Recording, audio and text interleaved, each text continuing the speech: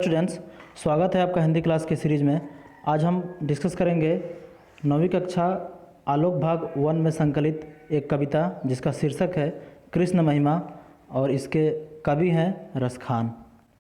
तो आइए सबसे पहले कवि का जीवन परिचय देख लेते हैं। हिंदी साहित्य में कृष्ण भक्ति काव्य धारा के अंतर्गत सूरदास, कुंभनदास, परमानंद दास, कृष्णदास, नंददास, हितहरवंश, मीराबाई आदि अनेकानेक कवि कवयित्री हुए। उनमें अनन्य कृष्ण भक्त मुसलमान कवि रसखान जी का भी स्थान अन्यतम है। तो इसमें हम देखेंगे रसखान जी के बारे जो कृष्ण भक्ति काव्य धारा के अंतर्गत आते हैं। आप कोमल हृदय वाले भावुक प्रकृति के इंसान थे, यानी जो रसखान जी थे वो कोमल हृदय वाले भावुक प्रकृति के इंसान थे। कवि रसखान जी के जन्म समय शिक्षा, दीक्षा, आजीविका, निधन काल आदि बातों को लेकर विद्वानों में आज भी मतभेद है, यानी अब तक इसका सही पता नहीं लगा है। कहा जाता है कि सन 1533 ईस्वी में के आसपास आपका जन्म हुआ था और 1618 ईस्वी के आसपास आपकी मृत्यु हुई थी। प्रसिद्ध है कि गोकुल में आपने गोस्वामी विट्ठलनाथ जी से भक्ति की दीक्षा ग्रहण की थी। तो इनके जो गुरु थे वो गोस्वामी विट्ठलनाथ जी थे। प्रेम भक्ति के कवि रसखान की 4 रचनाएं प्रामाणिक मानी जाती हैं, जो इस तरह से हैं: सुजान रसखान, प्रेम वाटिका, दान लीला और अष्टयाम। आपकी काव्य भाषा साहित्यिक ब्रज है, यानी रसखान जी की काव्य भाषा ब्रज है। आपने दोहा, कवित और सवैया छंदों का ही अधिक प्रयोग किया है। भावुक हृदय से बनी उनकी रचनाओं में भक्ति रस, प्रेम रस और काव्य रस तीनों भरपूर विद्यमान हैं, यानी तीनों रस हैं। अतः कवि का नाम रसखान यानी रस की खान पूर्णतः सार्थक बन पड़ा है। तो अपने काव्य में जिस तरह से भक्ति रस, प्रेम रस और काव्य रस का प्रयोग किए हैं और इनका जो नाम है रसखान, वो उनका नाम सार्थक हुआ है। प्रस्तुत कविता छंद है, तो छंद के बारे में थोड़ा जान लेते हैं। जिस तरह से व्याकरण से हम शुद्ध बोल सकते हैं, लिख सकते हैं, गद्य की रचना कर सकते हैं। कोई भी कहानी, एकांकी, नाटक व्याकरण पर ही निर्भर रहती है, उसी तरह कविता के लिए छंद ही बहुत आवश्यक है। छंद के बिना कविता अधूरी है। तो छंद की परिभाषा इस तरह से है: अक्षरों की संख्या एवं क्रम, मात्रा, गणना तथा यति गति से संबंधित विशिष्ट नियमों से नियोजित पद्य रचना छंद कहलाती है। तो कुछ छंद हमको पढ़ने के लिए मिलती है, जैसे चौपाई, सवैया, दोहा, रोला, सोरठा इत्यादि। तो प्रस्तुत जो कविता है वो सवैया छंद है। तो आइए देखते हैं इस सवैया छंद को। प्रस्तुत चारों छंद में कवि रसखान जी ने कृष्ण भक्ति की महिमा का प्रकट किया है। तो पहले छंद में देखते हैं, जो इस तरह से है: मानुष हो तो वही रसखान, बसों ब्रज गोकुल गांव के ग्वारन। जो पशु हो तो कहाँ बसु मेरो, चरो नित नंद की धेनु मंझारन। पाहन हो तो वही गिरी को, जो धर्यो कर छत्र पुरंदर धारन। जो खग हो तो बसेरो करो, मिली कलिंदी कुल कंदम की डारन। तो इसमें कवि रसखान जी कहते हैं, अगर वह मनुष्य के जन्म अगले जन्म में पाते हैं तो वहाँ पे ग्वालों के रूप में, मानुष से अर्थ है मनुष्य, वसों से निवास करना, ग्वारन से ग्वाल, ग्वाला या ग्वाला लोग, पशु से तो पशु ही, धेनु से गाय, मंझरन मतलब बीच, गायों के बीच में, पाहन मतलब पत्थर, धरयो मतलब धारण करना। तो यहाँ पे देखते हैं किस तरह से इसका अर्थ है। प्रस्तुत पंक्तियों में कवि रसखान के श्री कृष्ण एवं उनके गांव गोकुल ब्रज के प्रति लगाव का वर्णन हुआ है। रसखान मानते हैं कि ब्रज के कण कण में श्री कृष्ण बसे हुए हैं। इसी वजह से वे अपने प्रत्येक जन्म में ब्रज की धरती पर जन्म लेना चाहते हैं।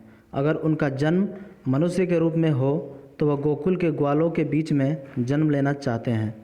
पशु के रूप में जन्म लेने पर वो गोकुल की गायों के साथ घूमना फिरना और चरना चाहते हैं।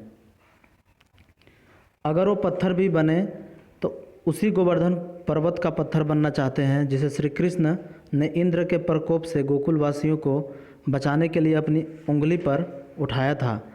अगर वो पक्षी भी बने तो वो यमुना के तट पर कदम के पेड़ों पर रहने वाले पक्षियों के साथ रहना चाहते हैं।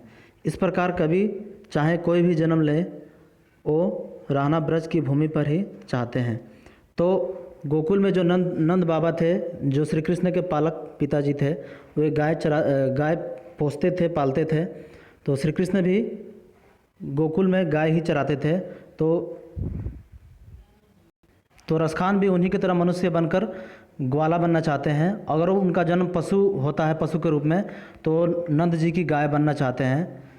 और पाहन यानी पत्थर अगर वो बनते हैं तो उस पर्वत पे ही रहना चाहेंगे जिसको श्री कृष्ण ने अपने हाथों पे छाते की तरह उठाया था और गोकुल वासियों की जान बचाई थी।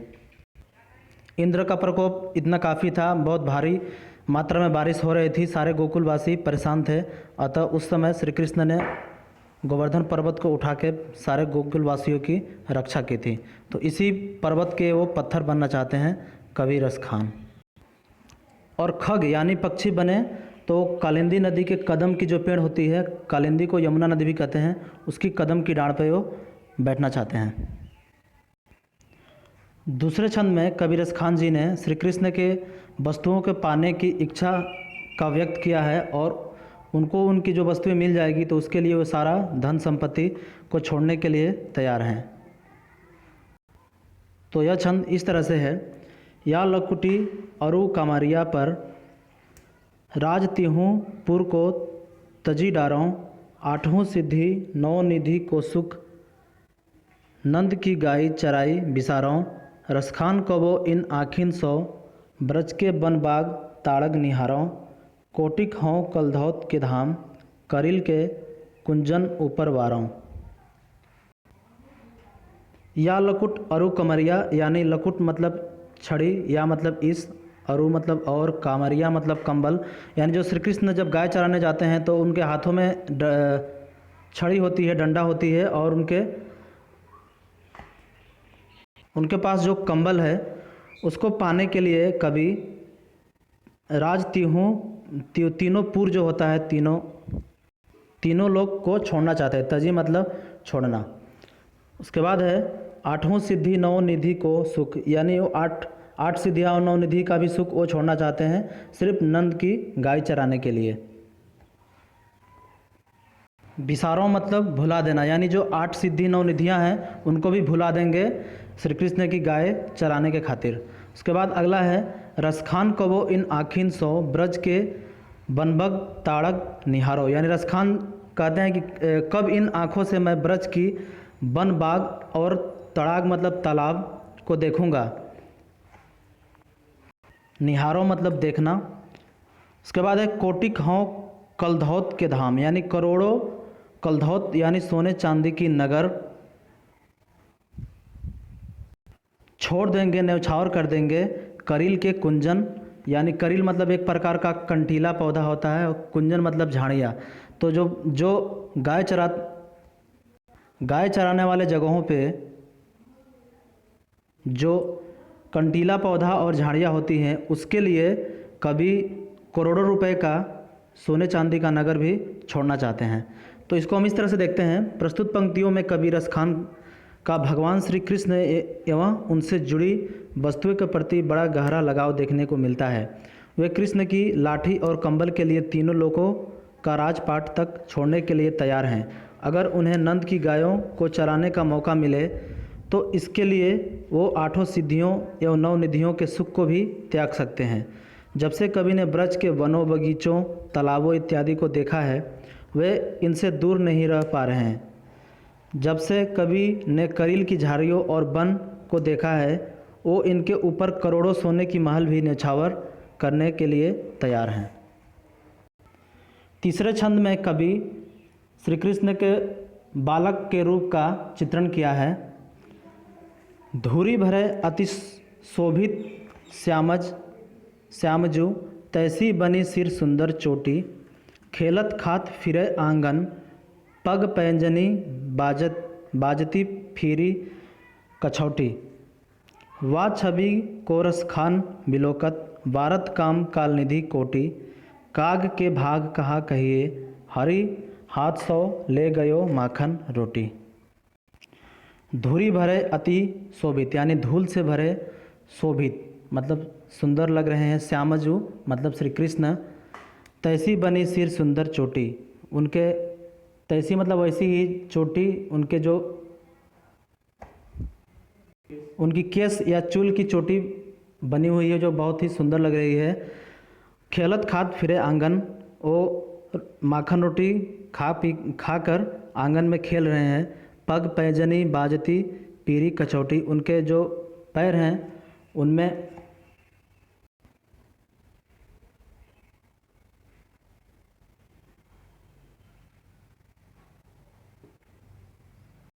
श्री कृष्ण का बचपन का इसमें चित्रण है कि वो किस तरह से अपने आंगन में उनके शरीर पे धूल लगा हुआ है और उनकी चोटी बांधी हुई है और वो आंगन में खेलकर उनके जो पैर में घुंघरू बांधा हुआ है वो बज रहा है और वे माखन रोटी खा रहे हैं। इस रूप को देखकर बिलोकत मतलब देखना, रसखान जी कभी उस रूप को देखते हैं और कहते हैं कि उस रूप को देखने के बाद कामदेव जो सौंदर्य के देवता हैं और चंद्रमा कालनिधि यानी चंद्रमा भी उनके आगे अपने रूप को न्यौछावर कर देंगे। मतलब श्री कृष्ण के उस रूप के आगे उस कामदेव की और चंद्रमा की जो छवि है वो फीकी है।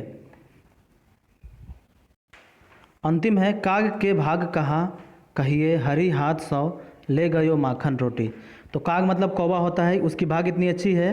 काग के भाग मतलब भाग्य बहुत क्या कहिए, मतलब जो हरि यानी श्री कृष्ण के हाथ से वो माखन रोटी लेके भागता है, वो उसका बहुत ही भाग्य अच्छा है। तो इसको इस तरह से देख सकते हैं हम, श्री कृष्ण भगवान जी धूल से भरे हुए आंगन में खेलते खाते हुए भाग रहे हैं। सिर पर सुंदर चोटी बनी हुई है, उनकी माँ ने उनके पाँव में घुंघरू पहना रखे हैं, वह बज रहे हैं।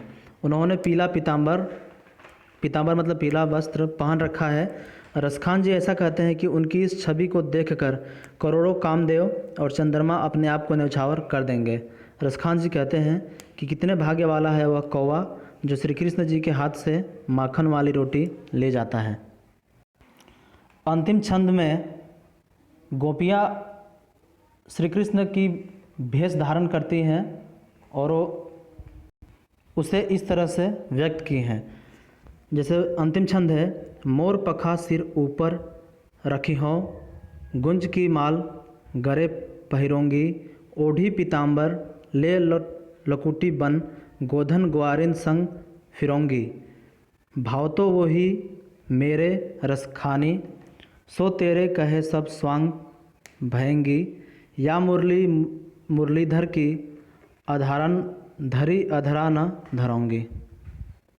यानी गोपियाँ कहती हैं मोर पखा सिर ऊपर रखी हों, मतलब मोर का पंख जैसे श्री कृष्ण रखते हैं उसी तरह उनका वेश धारण करते वक्त ये भी अपने सर पे मोर का पंख रखेंगी। गूंज की माल गरे पहिरोंगी, गूंज जो होता है, घुंगची नामक एक लता होता है, उसके दाने के एक माला बनती है, उसको वो गरे यानी गले में पहनेंगी, पहिरोंगी मतलब पहनेंगी। ओढ़ी पीताम्बर, जिस तरह से श्री कृष्ण पीला वस्त्र का पहनते हैं उसी तरह गोपियाँ भी पीला वस्त्र पहनेंगी। ले लुकुटी बन, लुकुटी मतलब उसी तरह जिस तरह वो गाय चराने के लिए छड़ी लेकर जाते हैं उसी तरह वो भी गोधन ग्वारिन संग फिरोंगी। गोधन मतलब गाय, ग्वारिन मतलब ग्वालिन। तो जिस तरह श्री कृष्ण ग्वाला बन के गायों के पीछे जाते हैं उनको चराते हैं, उसी तरह गोपियाँ ग्वालिन बनकर गायों को चराएंगी, उनके पीछे पीछे फिरेंगी या फिर घूमेंगी। भाव तो वही मेरे रसखानी, मतलब उन्हीं को वही रूप उनको अच्छा लगता है श्री कृष्ण का। सो तेरे कहे सब स्वांग भाएंगी, मतलब जो भी है सब कुछ उसका उन्हीं की तरह अपना रूप वेश बनाएंगे।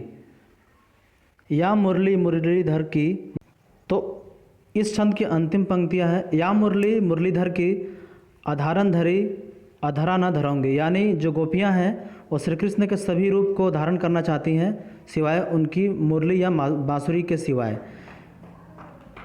अधारन धरी मतलब ओठों पे रख के जैसे श्री कृष्ण मुरली को बजाते हैं,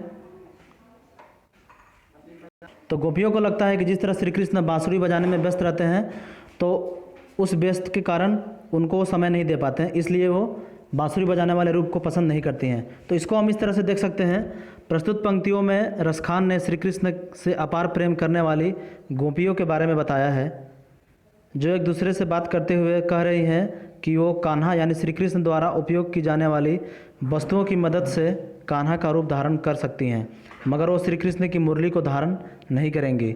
यह गोपियाँ कह रही हैं कि वो अपने सिर पर श्री कृष्ण की तरह मोर पंख से बना मुकुट पहन लेंगी, अपने गले में कुंज की माला भी पहन लेंगी, उनके समान पीले वस्त्र पहन लेंगी और अपने हाथों में लाठी लेकर बन के ग्वालों के संग गाय चराएंगी।